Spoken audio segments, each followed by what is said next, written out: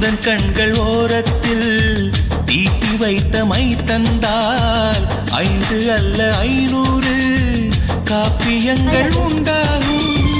உந்தன் கூந்தல் ஈரத்தை தொட்டு போன காற்றைத்தான் கொஞ்ச நேரம் சுவாசித்தால் எந்தன் வாழ்வின் மரமாகும்.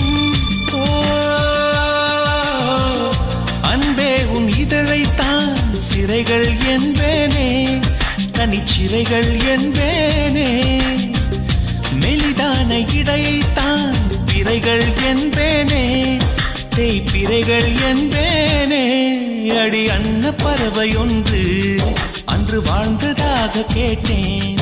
நான் கேட்ட அந்த ஒன்றை இன்று கண்களாலே பார்த்தேன். எந்த தேசத்தில் நீ பிறந்தாய், அட இத்தனை பேரழகா. எந்த சுவாசத்தில் சுவாச